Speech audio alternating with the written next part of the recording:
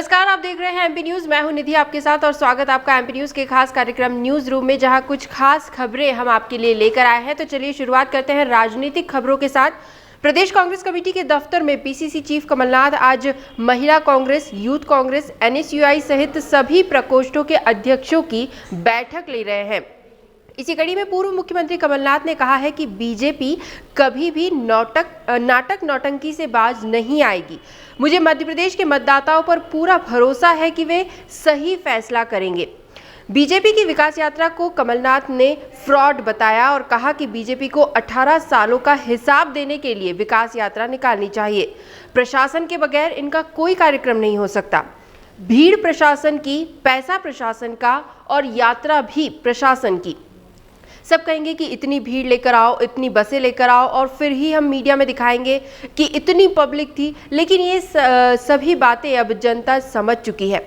कमलनाथ बोले, समय समय पर हमारे संगठन में बदलाव होते रहते हैं। हमारे हर स्तर पर संगठन के चुनाव भी हुए थे। आज प्रकोष्ठों के अध्यक्षों की बैठक भी ले रहा हूँ। हमारे सभी पदाधिकारी, कार्यकर्ता अपने अपने क्षेत्र में एक्टिव हैं।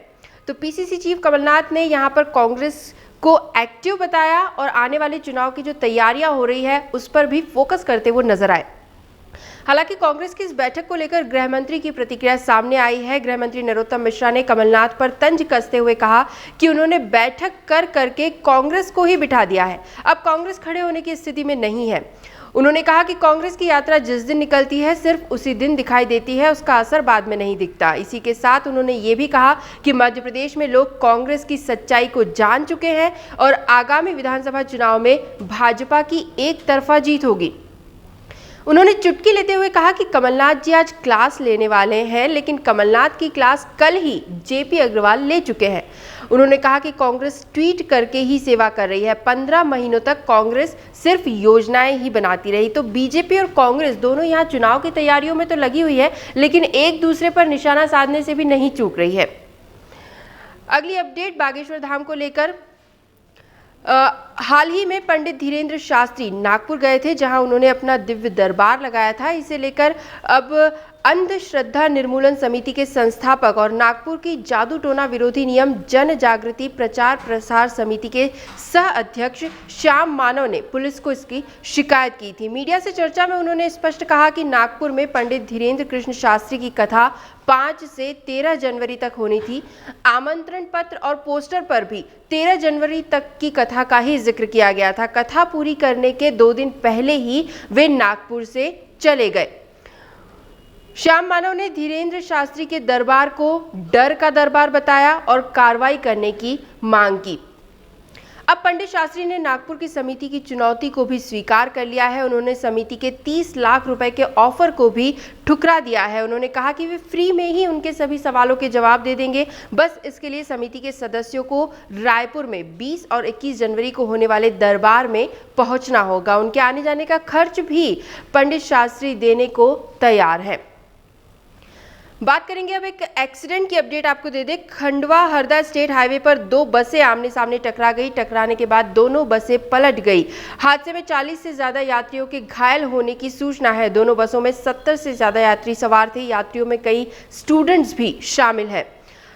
थाना हरसूद पुलिस मौके पर पहुंची। घायलों को ग्रामीणों की मदद से रेस्क्यू कर 108 एम्बुलेंस से खंडवा भेजा गया है। प्रत्यक्षदर्शी बताते हैं कि डंपर को ओवरटेक कर रही एक बस दूसरी बस के सामने आ गई। एक बस का ड्राइवर कंट्रोल खो बैठा और बस पलट गई और उसी से टकराकर दूसरी बस भी हादसे का शिकार हो गई। कुल 70 में से 40 से ज्यादा यात्री इसमें घायल हुए हैं। बढ़ेंगे अगली खबर की तरफ। मध्य प्रदेश में हर साल एक जिले में सांस्कृतिक वन बनाने को लेकर चर्चाएं की जा रही है। दरअसल गुजरात के सांस्कृतिक वनों को देखते हुए इस पर एक अध्ययन किया गया है। साथ ही इसकी रिपोर्ट भी बनाकर तैयार कर दी गई है। अब इस पर अमल करने का फैसला किया जाना बाकी है। अगर सब कुछ सही रहा तो मध्य प्रदेश में भी गुजरात की तर्ज पर हर जिले में एक सांस्कृतिक वन बनाकर तैयार किया जाएगा। दरअसल 2004 में प्रधानमंत्री नरेंद्र मोदी ने गुजरात में सांस्कृतिक वन बनाने की नींव रखी थी, जिसके बाद से लेकर अब तक गुजरात में 22 सांस्कृतिक वन बनाकर तैयार भी कर दिए गए हैं। इन वनों में गुजरात का रक्षा क्षेत्र, संस्कृति, वीरता और इतिहास का दर्शन भी समाहित है।